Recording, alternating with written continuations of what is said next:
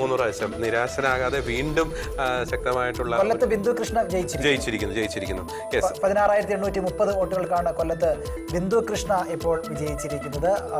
അപ്പോൾ ഒരു സീറ്റ് കൂടി കൂട്ടിച്ചേർക്കപ്പെട്ടാണ് ഇരിഞ്ഞാലക്കുട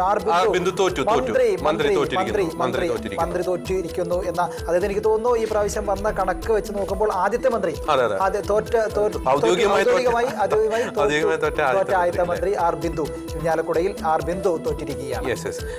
അപ്പോൾ നമുക്ക് വീണ്ടും മറ്റ് ഡേറ്റകൾ കൂടി ചെറിയ വ്യത്യാസങ്ങൾ കൂടി അവിടെ ഒക്കെ വരുന്നുണ്ട്. വട്ടിയൂർക്കാവ് കെ മുരളീധരൻ മുന്നിൽ വരുന്നു എന്നൊരു വാർത്ത കൂടി വരുന്നുണ്ട്. നമ്മൾ നേരത്തെ പറഞ്ഞ ചെറിയൻകീഴിലെ ആ ഒരു കാര്യം കൂടി നമുക്കൊന്ന് നോക്കേണ്ടിയിരിക്കുന്നു. അവിടെ രമ്യ ഹരിദാസുമായിട്ട് ബന്ധപ്പെട്ട് നമ്മൾ സൂചിപ്പിച്ച ഒരു കാര്യം കൂടി അവിടെ എങ്ങനെയാണ് അവിടുത്തെ കാര്യങ്ങൾ കൂടി നോക്കേണ്ടിയിരിക്കുന്നു.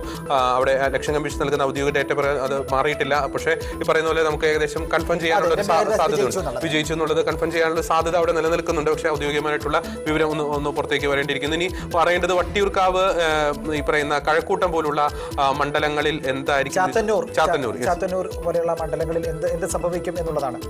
ഓക്കെ, നമുക്ക് ഇനി സണ്ണിയിലേക്കൊന്ന് പോകാം. കാരണം കേരളം ആകെ ഉറ്റുനോക്കിയിരുന്ന പാലാ നിയമസഭാ മണ്ഡലത്തിലെ ആ ഒരു